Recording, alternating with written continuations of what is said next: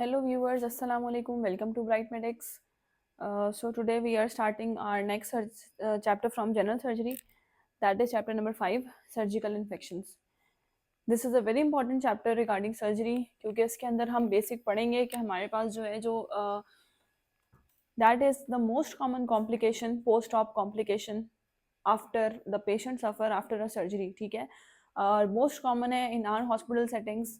ठीक है, तो वी विल स्टडी अबाउट के कौन से इन्फेक्शन ज़्यादा कॉमन होते हैं, कौन से बैक्टीरिया कॉज करता है और हम कौन से मेजर्स लेते हैं टू प्रिवेंट देम. ठीक है, और किन लोगों में ज़्यादा ससेप्टिबिलिटी होती है.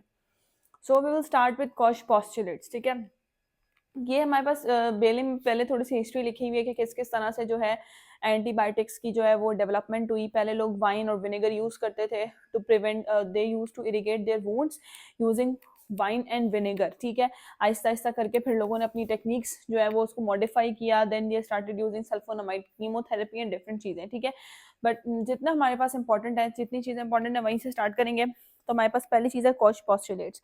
अब Koch's postulates, Koch was a scientist. ठीक है, जो कि उसने फर्स्ट डेफिनेशन दी थी इन्फेक्टिव डिजीज की. ठीक है, उसके अलावा उसने कुछ पॉस्चुलेट्स दिए थे. अब उसका पहला पॉस्चुलेट क्या है, इसकी किस वजह से, किसके बारे में है पॉस्चुलेट. ठीक है, मतलब ही टोल्ड कि अगर हमें ये देखना है कि एक ऑर्गेनिज्म किसी डिजीज की कॉज है भी या नहीं है तो उसके 4 फैक्टर्स हैं जो हम देखेंगे. कौन कौन से? पहला ये कि हम ये देखेंगे कि he must, that organism must be found in every case. ठीक है, हम अगर उसको स्टेनिंग कराते हैं, for example we are suspecting a bacteria for a particular disease, तो हमें हर पेशेंट के केस के अंदर हम स्टेनिंग कराते हैं, हमें वो बैक्टीरिया मिलना चाहिए उसके अंदर. ठीक है, सेकंड क्या है कि it should be possible to isolate it from the host and grow it in culture. ठीक है, मतलब हर होस्ट, जो भी इन्फेक्टेड बंदा है उसके हर एवरी होस्ट के अंदर से वो कल्चर हो जाना चाहिए और वहां से आइसोलेट होना चाहिए. ठीक है, थर्ड क्या है,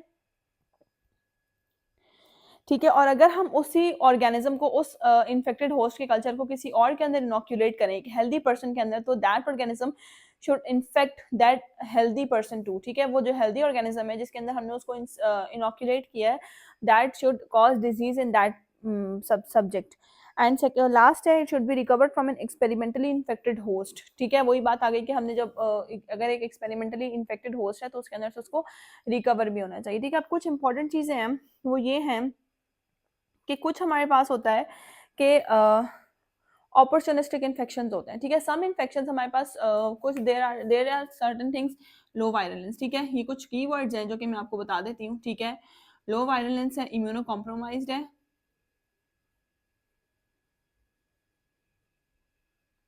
एंड अपॉर्चुनिस्टिक इन्फेक्शंस है.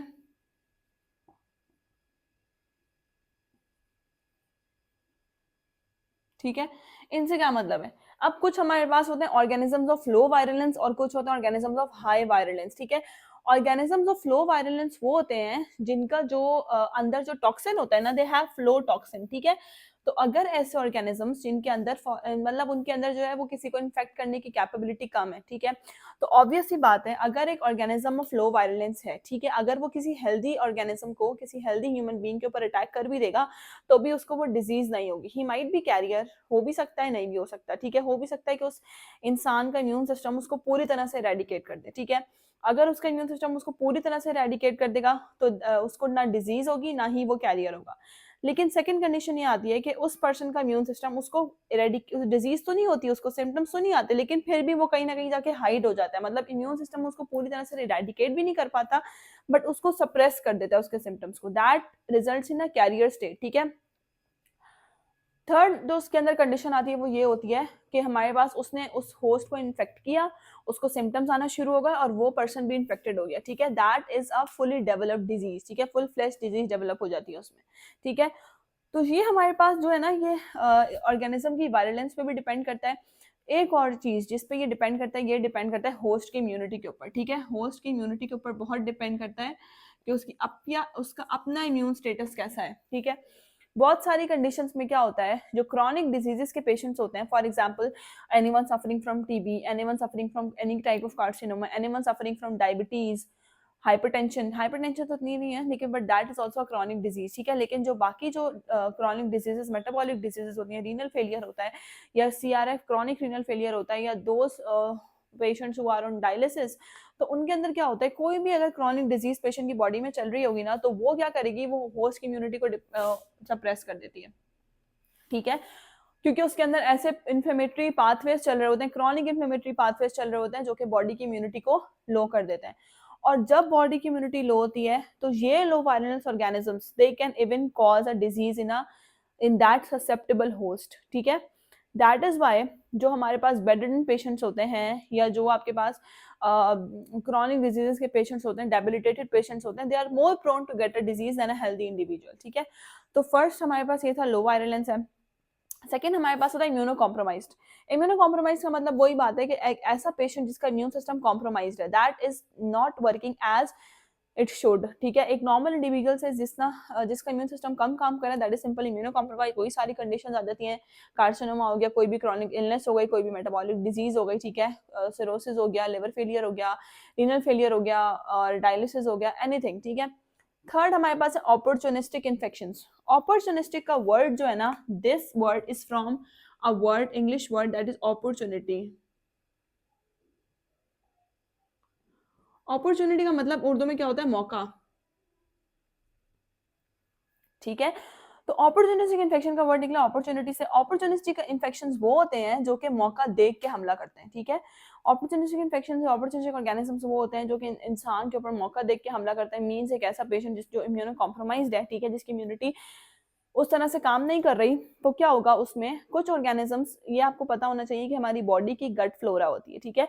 Our body have certain type of gut flora. Gut flora का मतलब वो वाले बैक्टीरिया हैं that are necessary for our normal day to day life, ठीक है। हम बहुत सारी चीजें बाहर से खा रहे हैं, पी रहे हैं, उसके साथ बैक्टीरिया भी जा रहे हैं, सब कुछ, लेकिन हमारी गट के अंदर we have some healthy type of flora, ठीक है। गट बैक्टीरिया होता है दैट जो कि हमारी फूड की उसको जो फर्दर इंटेस्टाइन्स के अंदर उसकी प्रोसेसिंग होती है उसमें हेल्प करते हैं। दूसरा, दे सप्रेस द जो हमारे पास बॉडी के अंदर ऑर्गेनिजम्स जा रहे होते हैं वो उनके अगेंस्ट भी फाइट कर रहे होते हैं, ठीक है।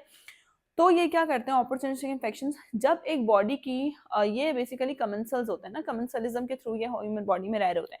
अब जब हमारे पास एक पर्सन की इम्यूनिटी कम है ऑलरेडी, ठीक है, तो ये क्या करते हैं, दे बिकम हाइपर एक्टिव, ठीक है। ये उस अपॉर्चुनिटी से फायदा उठाते हैं, ये उस मौके से फायदा उठाते हैं, they start infecting the host itself, ठीक है। फॉर एग्जांपल हमारे पास जो स्टेफ ऑरियस है, स्टेफलोकोकस है, that is a normal flora of nose. Nasopharynx में नॉर्मली होता है, स्ट्रेप्टोकोकस भी नेजोफेनिक्स में नॉर्मली होता है, ठीक है। लेकिन जैसी होस्ट की इम्यूनिटी कम होगी, they will start infecting the host, उसको स्टेफ ऑरियस इन्फेक्शंस होने शुरू हो जाएंगे, ठीक है। तो these are called opportunistic infections. और मोस्ट कॉमन इसमें फंगल इन्फेक्शंस आते हैं, ठीक है। आपने अक्सर देखा होगा कि जो स्ट्रोक के पेशेंट्स होते हैं, जो डायबिटिक्स इनको होती है, जो क्रॉनिक बेडरिडन पेशेंट्स होते हैं, उनके अंदर यूजुअली जो होता है, क्या होता है कि ओरल फंगल इन्फेक्शन हो जाता है, कैंडिडियासिस, ठीक है। Candidiasis is a very common type of opportunistic fungal infection, क्योंकि कैंडिडा आपका नॉर्मल फ्लोरा है, लेकिन जैसी होस्ट की इम्यूनिटी कम होगी, वो मौके से फायदा उठा के जो है फौरन से इन्फेक्ट कर देगा होस्ट को, ठीक है। So these are opportunistic infections. Next हमने पढ़नी है कि what is antiseptic and what is aseptic, ठीक है। आपने अक्सर ओटी नोट्स में लिखा हुआ देखा होगा कि अंडर एसेप्टिक मेजर्स, ठीक है, ये लिखा होता है। अगर आपने कहीं पे कोई ओटी वगैरह अटेंड की हो या कोई ऑपरेशन नोट्स कहीं पे लिखे हुए देखे हो, तो they it is important, it is a must to write it and to follow the aseptic techniques, ठीक है। अच्छा, तो एक होती है एंटीसेप्टिक, एक होती है एसेप्टिक। एंटीसेप्टिक बेसिकली क्या मतलब है कि before you have given incision on the skin, ठीक है, अभी आपने पेशेंट को अंडर नहीं, अभी पेशेंट अंडर हुआ है, ठीक है, before given incision on the skin you have to clean the surgical area. आपने सर्जिकल एरिया को क्लीन करना है, ठीक है। यहाँ पर हमारे पास पायोडीन से होता है, ठीक है, यूजुअली उसके जो स्टेप्स होते हैं, ठीक है। आपने सबसे पहले जो एंटीसेप्टिक टेक्निक्स में क्या क्या आता है, you have to wear the gown, ठीक है, you have to wash up, you have to wear the gloves, ठीक है, you have to clean the surgical site, you have to सबसे पहले cover the area around the surgical site, ठीक है, then you have to clean the surgical site using the pyodine, ठीक है, pyodine solution use करके उसको clean करते हैं with the swab, ठीक है। these are all antiseptic techniques। antiseptic techniques basically ये होती हैं that are before the incision, ठीक है।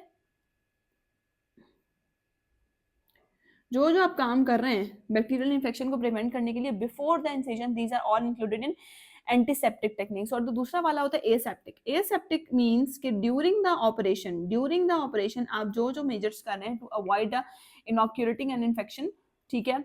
फॉर एग्जाम्पल कि आप जो हमारे पास सर्जिकल एरिया होता है, ठीक है, वो होता है, क्या कहते हैं उसको, स्टरलाइज्ड एरिया होता है. No one from except the ones who are washed up. ठीक है. जो जो लोग वॉश अप में सिर्फ वही वहां पे जा सकते हैं. ठीक है. सेकेंड थिंग के ट्रॉली को टच नहीं कर सकते until and unless you are sterilized also. ठीक है. तो ये वाले जो टेक्निक्स होते हैं दे कम इन एसेप्टिक टेक्निक्स. ठीक है. कोई इस तरह का जो डायरेक्ट आपने कोई एक जो हम इंस्ट्रूमेंट्स ओपन करके देते हैं सर्जन को, उसकी भी एक टेक्निक है. आपका हाथ टच नहीं होना चाहिए until and unless you are washed up और स्टरलाइज्ड. ठीक है. तो ये सारी टेक्निक्स आती हैं एसेप्टिक के अंदर. ठीक है. ये छोटा सा इसके बारे में था. Okay, next we have is कि एंटीबायोटिक्स. ठीक है. एंटीबायोटिक्स क्या है, किस तरह काम करती हैं, थोड़ा सा मैं ब्रीफ इंट्रोडक्शन इनका दूंगी. ठीक है. एंटीबायोटिक्स हमारे पास जो मोस्ट कॉमन, जो आपके पास मोस्ट मेन स्टे है ना to prevent surgical site infection, these are antibiotics. ठीक है. Antibiotics are certain drugs that act on the bacteria. ठीक है. कुछ होती हैं बैक्टीरियल सेल वॉल पैक करती हैं, कुछ होती हैं बैक्टीरियल सेल मेम्ब्रेन पैक करती हैं, डिफरेंट कुछ होती हैं बैक्टीरिया को जो है वो डिफरेंट उसके मैकेनिज्म्स होते हैं जो एक्ट कर रही होती हैं. ठीक है. प्रोटीन सिंथेसिस उसकी ब्लॉक करती हैं. तो अब हमारे पास जो है यूजुअली हमारे पास जो मोस्ट इम्पॉर्टेंट जो सबसे पुरानी और जो सबसे अच्छी एंटीबायोटिक है वो पेनिसिलिन है. ठीक है. ब्रॉड स्पेक्ट्रम एंटीबायोटिक है. ब्रॉड स्पेक्ट्रम एंटीबायोटिक मतलब बहुत सारे बैक्टीरिया के, बहुत सारे डिफरेंट ग्रुप्स ऑफ बैक्टीरिया के अगेंस्ट ये काम करती है. लेकिन मसला क्या है, मसला ये है कि पेनिसिलिन बेसिकली एक है बीटा लैक्टम एंटीबायोटिक है. बीटा लैक्टम एंटीबायोटिक का मतलब है इसके पास एक स्पेसिफिक रिंग होती है that is called beta lactam ring. ठीक है. पेनिसिलिन और सेफेलोस्पोरिन दो ग्रुप्स ऐसे होते हैं, they are called beta lactam antibiotics. ठीक है. इनके पास बीटा लैक्टम रिंग होती है and they act on cell wall of bacteria. ठीक है. ये जाके सेल वॉल पैक करके उसको ब्रेक करती हैं. जाहिर सी बात है cell wall is a primary protection. जैसे ही बैक्टीरिया की सेल वॉल ब्रेक होगी तो वो ससेप्टेबल हो जाएगा ना. तो बीटा लैक्टम एंटीबायोटिक्स हैं ये दोनों, पेनिसिलिन और सेफेलोस्पोरिन. लेकिन मसला कहाँ पे आता है, पहले तक तो ठीक था कि दे एक्ट ऑन बैक्टीरिया और ये जो है कंट्रोल कर लेती थी.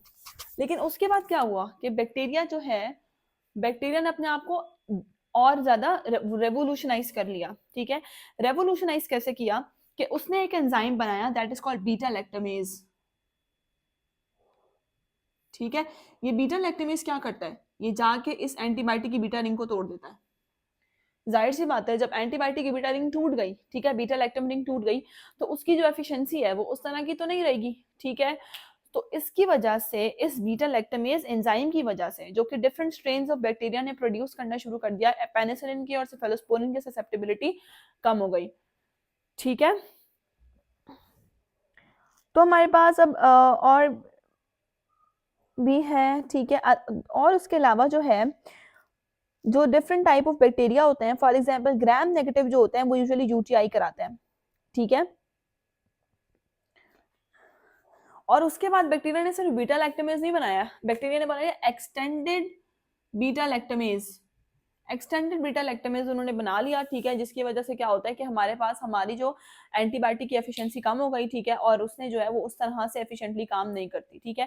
दूसरी चीज हमारे पास ये होती है कि जो यूटीआई कॉज करता है, यूटीआई जो है वो gram negative bacteria UTI cause करते हैं. ठीक है. Gram negative bacteria cause UTI, और उसी इन एक्सटेंडेड बीटा लैक्टमेज की वजह से जो है इनके अगेंस्ट हमारी एफिशिएंसी बहुत कम है. यूटीआई अगर एक दफा हो जाए सो दैट इन फ्रीक्वेंटली जो है एपिसोड्स में उसको कंट्रोल करना, उसको क्योर करना मुश्किल हो जाता है इसी वजह से, क्योंकि ग्राम नेगेटिव ये कॉज कर रहे हैं. ठीक है. देन वी हैव, अब स्टेफ ऑरियस का एक नया स्ट्रेन आया that is called methicillin resistant staph aureus. ठीक है. That is very hard to treat, that is very difficult to treat. ये मैं आगे बताऊंगी जब हम स्टेफ ऑरियस में स्टेफिलोकोकस में पहुंचेंगे. ठीक है. बट ये एक नया स्ट्रेन है that is very difficult to treat. ठीक है. अब नेक्स्ट हमारे पास है वूंड क्लोजर. ये वूंड क्लोजर में बेसिकली अभी जब आगे बात करेंगे कि एब्सेस और डिफरेंट टाइप के इन्फेक्शंस होते हैं, तो उसमें जो वूंड क्लोजर की बार बार डिस्कशन आएगी. दैट इज वाई मैं थोड़ा सा यहाँ पे एक्सप्लेन कर देती हूँ कि वूंड क्लोजर की टाइप्स होती है. ठीक है. कोई भी वूंड आपने क्लोज करनी है, वूंड हो गई है. ठीक है. अब आपने, हमारे पास पहला होता है प्राइमरी क्लोजर. ठीक है. प्राइमरी क्लोजर के अंदर आप you let that wound heal by itself. ठीक है. प्राइमरी क्लोजर कोई भी ऐसी वूंड है जिसको आप खुद से नहीं करेंगे. ठीक है. और it will heal by its own, that is primary closure. ठीक है. प्राइमरी जो वुंड होगी वो खुद से हील हो जाएगी, छोटी छोटी जो वुंड हो जाती हैं, कट्स होते हैं, स्मॉल कट्स हो गए या स्मॉल वुंड्स हो गए, they heal by their own, this an example of primary closure. Second हमारे पास है सेकेंडरी क्लोजर। सेकेंडरी क्लोजर में कुछ वुंड्स हमारे पास ऐसी होती हैं जिनको हम क्लोज नहीं करते। फॉर एग्जांपल एक एब्सेस है, ठीक है, एक जगह पे एब्सेस बन गया, कभी भी एक ऐसी जगह पे जहाँ पे आपने एब्सेस को ड्रेन किया हो वहां पर फॉरन से उस वूंड को क्लोज नहीं करते, ठीक है। प्राइमरी क्लोजर में बेसिकली क्या होता है कि आपकी ये यहाँ पर वूंड थी, ठीक है, ठीक है, उसकी वजह से क्या होता है, एक मिनट,